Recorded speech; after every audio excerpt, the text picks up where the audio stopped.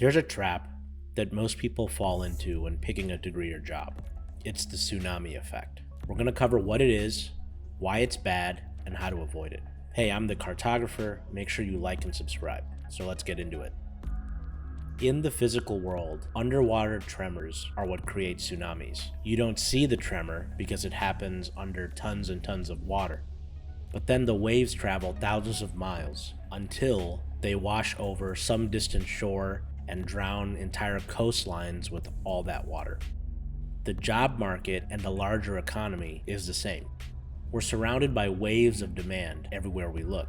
Sometimes a new industry appears like AI, or a new career path like software engineering in the 80s and 90s. Immediately, a wave of interest starts to pick up steam.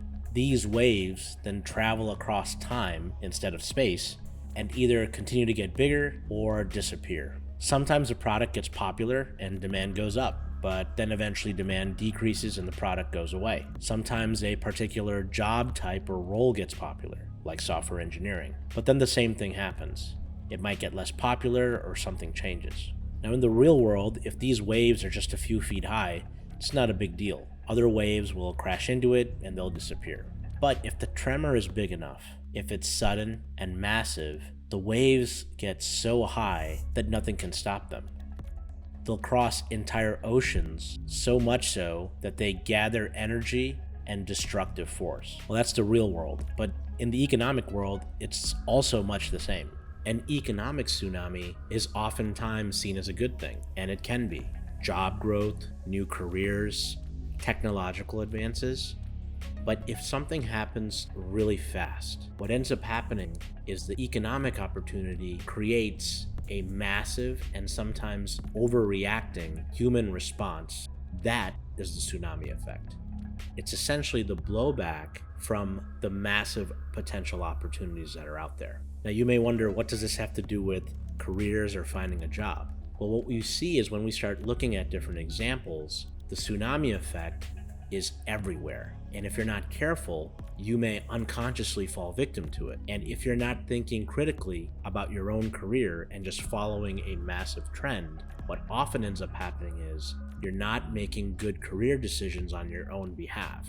Let's talk about a couple of examples. Here's a couple economic examples that you may have heard of. First, the California Gold Rush from 1848 to about 1849. Hundreds of thousands of people rushed to California after gold was discovered. So that rapidly increased the population. Some people loaded up everything they had into wagons and they traveled across the country for a chance at becoming wealthy.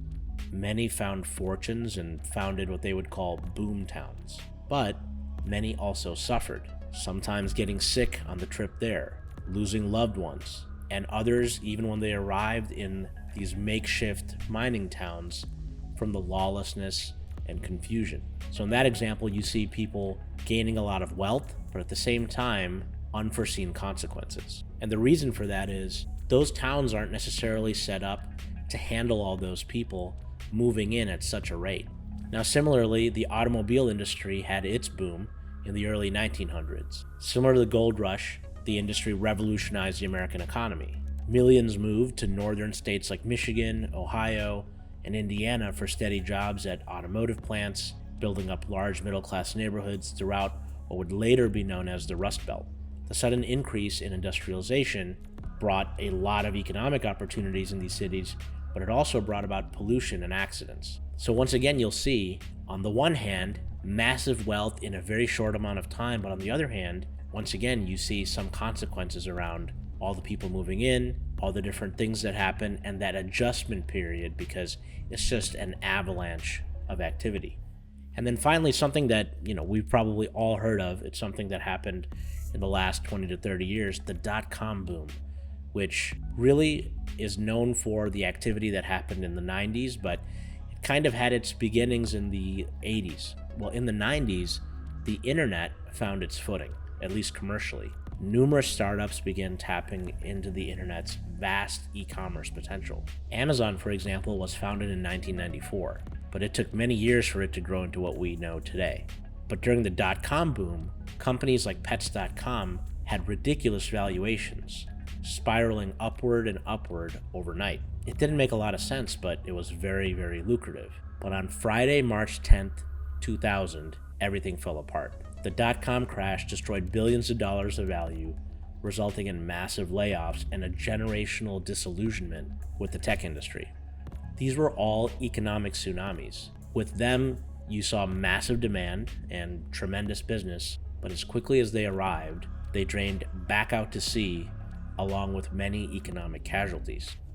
The consulting firm Gartner is famous for a framework that they've developed called the hype cycle. It goes something like this. First, people get interested in a new invention or technology, and everyone's talking about it. Then, people oversell its potential.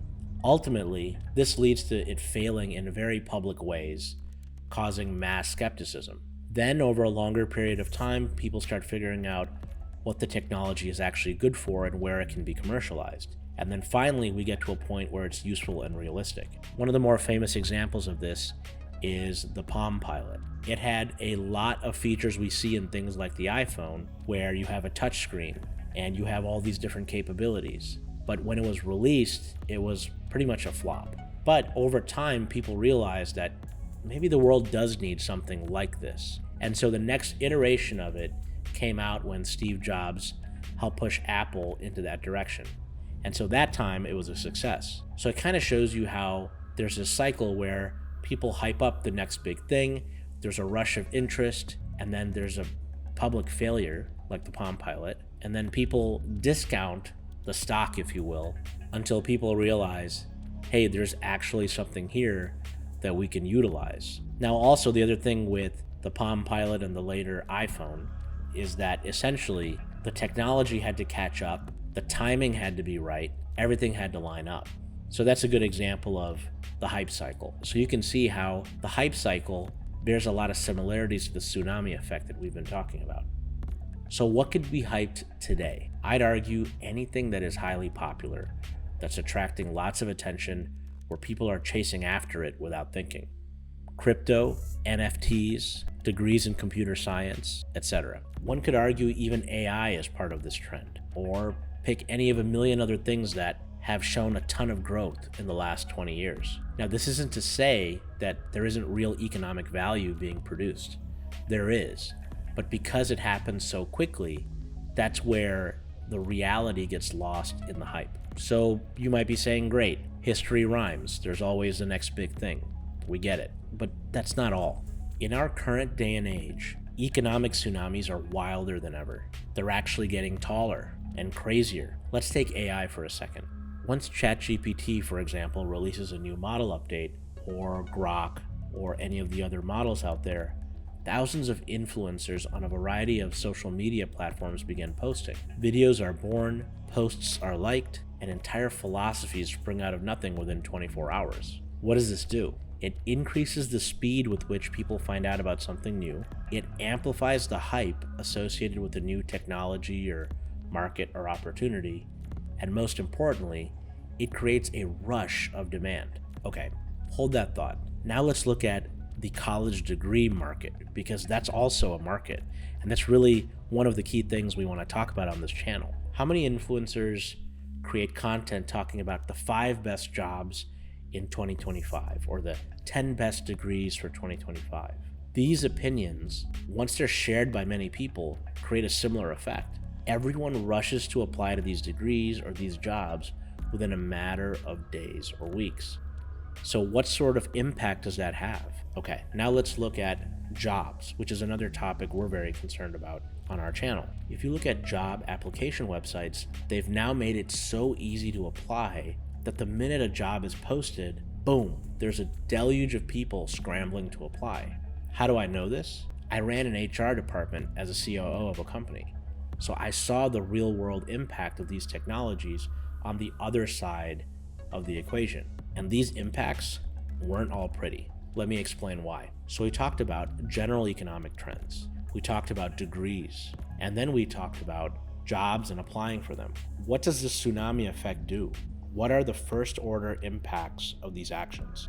So in the case of AI, the realities of AI's capabilities and risks are obscured by all this hype, fear, and confusion. There's just so much attention driving towards AI that people can't really see the truth. Now, on the career front, If there's a tsunami effect happening, people rush mindlessly toward a degree or job, like software engineering or the tech industry, without thinking about if it's right for them. And then finally, in the example that I gave, where I personally saw this, when you have the ability to apply very quickly to jobs, basically what happens is the HR departments at companies can't review all the applications they receive because of these functions. They literally are swamped with so many applications for a basic job that it's a waste of time for any other person to apply. They can't even get through the applications they do receive. And so those are some examples of the first order impacts of the tsunami effect. But then what's the second order impact? Well, with the AI example, people will look at AI with skepticism because people think it's probably overpromising its benefits, even if it isn't. With the career example, if people start rushing mindlessly towards a degree or job, many people are going to fail to complete their degrees or they're going to hate their jobs. Kind of like the medicine example I gave earlier, right? And then lastly, the HR example I gave, and I literally saw this, qualified people don't get hired because their application never gets seen, let alone reviewed. I don't have to say it. I think you're already realizing this is really bad. And so if we ask why, which you should, the reason is social media and modern SaaS applications amplify the tsunami effect. One of the most commonly used words today is scale. People who do social media, we're trying to scale our audience so a lot of people hear our message. And if you're building a SaaS application or you're in a SaaS startup, you're trying to make it easy for people to do things at scale. But one of the unintended consequences of that is the tsunami effect. In 1848, it took time for the news of the gold rush to travel from Sutter's Mill, California, all the way to Schenectady, New York, or some other parts of the country. But today, we find out about the laws of physics being defied within a second of a scientific study being peer-reviewed and published. So, in summary, the world has really changed. With more efficiency has come these unintended consequences of the tsunami effect. So, what can we take away from these observations? What's the point of all of this? We're not saying that you shouldn't ride the tsunami, so to speak. If you know how to surf and your skills and talents line up with the opportunity, sometimes these tsunamis make people very wealthy and successful. However, they come with 4 big risks. First off, riding the tsunami requires preparation well before they occur. Companies in the dot-com era, their founders learned coding in the 70s and 80s. So they had spent a lot of time starting to figure out what they should be doing, right? During the California Gold Rush, the 49ers, not the football team, the actual people looking for gold, they likely had some connections or some physical experience before heading to California to start mining. Now, that doesn't mean you can't figure this out, but some people are just at the right time, at the right place, with the right skills. And so you really got to ask yourself, is that you? Number 2, there aren't that many tsunamis, and even when they do arrive, they're uncertain. You probably know people who they're just looking for the next big thing, and they're going to chase after it no matter what it is, like NFTs or crypto or now AI.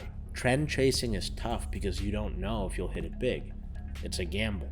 And because they're uncertain, you have to act fast before the tsunami disappears, and you have no idea when it will. So what does acting on a tsunami look like? You could start a company in this space. You could go work for an NFT company or a crypto company or an AI company. There's a lot of ways that you could utilize an economic tsunami. Now, third, riding the tsunami is dangerous. For example, packing up all your stuff in a wagon to move to California is a very extreme way of approaching life. It's not very different from people who uproot themselves from across the country and go work in San Francisco because they're chasing their startup dream or really want to work for a startup. Success is not guaranteed, and you're undertaking a dangerous and uncertain journey.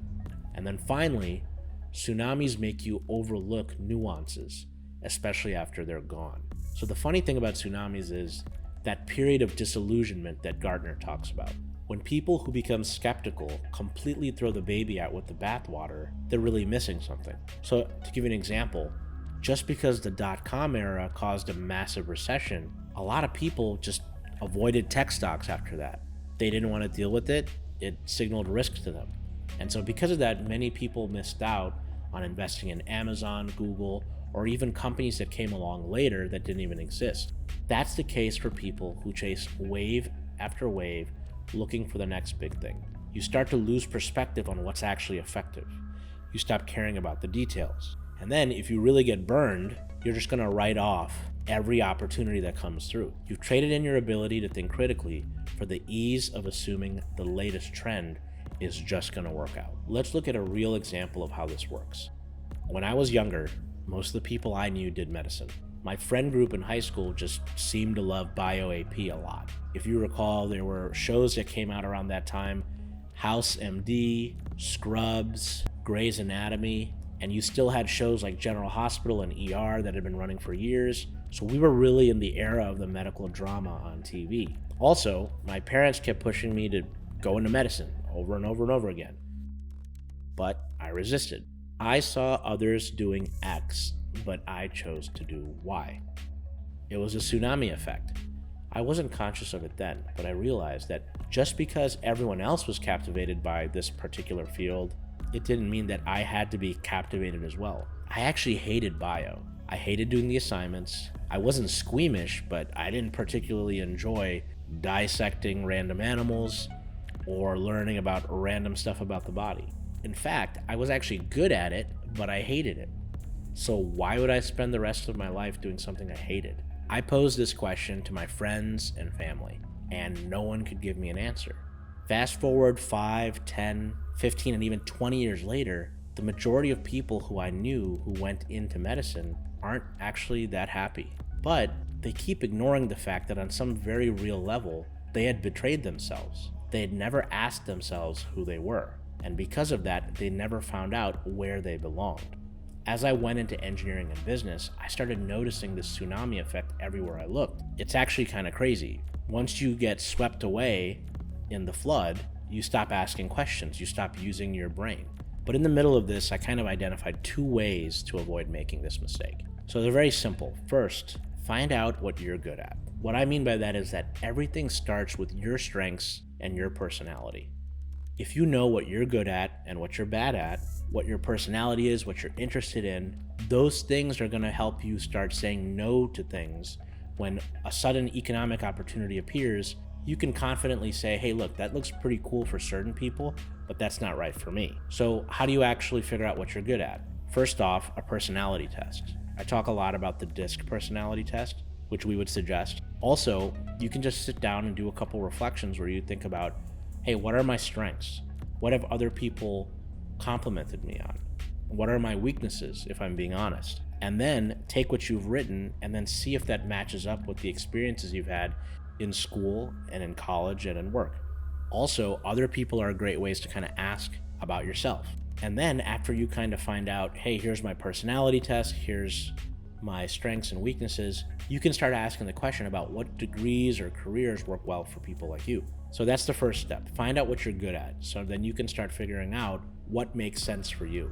The second thing, and this is really important, is think locally, not globally. In calculus, there's this concept of a local maximum versus a global maximum. If you've ever seen a parabola or some sort of curve on an XY chart, you'll notice that on certain curves, there's multiple peaks and multiple valleys, right? And so the highest peak is going to be your global maximum, but then sometimes there's peaks that aren't quite as tall, but there's still a peak, right?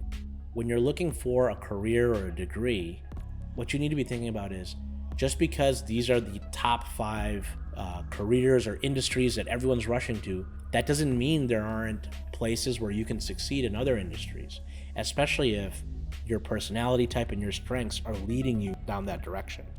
Now, this is where the tsunami effect becomes nefarious. It's essentially a billion people super focused on finding the global maximum. Hey, like, what is the highest growth industry? What is the place with the highest jobs? Like, and then everyone starts rushing towards that. The truth, though, is that isn't necessary. You can be a big fish in a small pond. You can find your local maximum. Now, that applies for the type of job you want to pick. That applies for the type of degree you want to pick. That applies for the type of industry you want to be in. Also applies for the kind of companies you want to be in. You don't need to necessarily go to the billion-dollar company to get your work experience. You can go to a local company, right? You don't need to be an AI PhD working at the best of the best companies in the world. Just to make this even more real, if you drive 5 miles down the main street in your town, you're probably going to pass by tens of hundreds of companies that are just looking for people. But they're ignored because everyone's hyper-focused on the top 5 companies in this field and the top 5 degrees in this and that. Think critically about what business opportunities, career opportunities are overlooked because everyone's trying to be a software engineer. Everyone's trying to go, look at Miami real estate, right? In the real estate world, for example. Basically, what I'm trying to say is be honest with yourself. The best thing to do if you're tempted to chase after the next big thing is to study the last big thing. Look at the last time one of these tsunamis appeared. Look at the pros and cons and how it affected people. Did the NFT thing really pan out? You can go back in history and find many, many examples of tsunamis that fizzled out and some that really worked. Then you can ask yourself, honestly, do you have the requisite experience to truly take advantage of that opportunity? Or are you doing something just because others are doing it? Now, lastly, are you born to ride the wave? So we've talked a lot about the dangers of the tsunami effect, and we've talked a little bit about the positives. Well, there's 2 exceptions when it comes to riding the wave. Let's talk about each one in a little bit more detail. The first one is a person who's at the right time, at the right place, based on just happenstance. And it's what we would call being lucky. Well, you can't plan for that. You just have to hope that it happens, right? So that's type 1, and it's probably not very useful to talk about. The second type of person really embodies this quote by Wayne Gretzky: skate to where the puck is going, not to where it has been. Now, if you don't know Wayne Gretzky, he's probably the greatest hockey player of all time. And you've probably heard this quote. The idea is there are certain people that are able to anticipate where the puck is going. These people can anticipate the trend far before it becomes a massive wave. And then they spend 5 to 10 years preparing themselves for the moonshot. But how do you skate to the puck? Well, first, being honest about your skills and strengths. A lot of times people don't think about their unique skill set or what they possess in terms of assets, and then they go off and try to copy others around them, their friend group or people in their family, without thinking critically about where they actually stand. So after you've done that, you assess if you're making plans based on what you possess or based on some of these other tactics that aren't really going to serve you very well in the long term. So once you've got a good handle on yourself, then you're going to look at emerging trends out there, AI or crypto or whatever the flavor of the month is. And within those trends, identify specific niches that you could logically succeed within.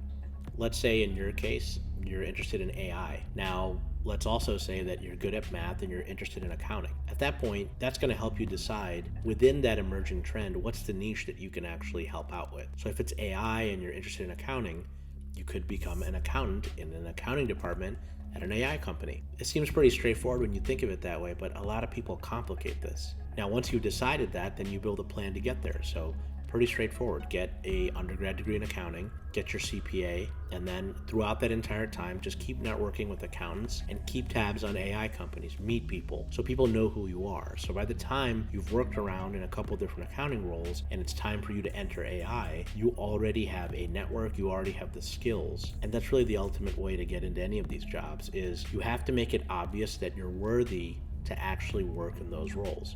And the way you do that is through demonstrated skills. So if you've done all those things, you've essentially skated to the puck. So if you had to summarize, really what we're talking about is the 2 types of people that are really set up to ride these waves are people that are lucky, which we can't really control, or people who skate to the puck, or in other words, try to catch a moving train. When the next tsunami appears, you may not be one of those rare people that have everything lined up for you, but if you are, more power to you, and really make sure that you're prepared to go chase that dream. Now, to wrap up, whoever you are, remember that a massive wave is simultaneously an opportunity as well as a potential danger. And if you've spent your entire life surfing, then a massive wave is a good thing. But if you spend your life copying others or chasing the next big thing, it becomes a lot more of a gamble rather than an investment of time.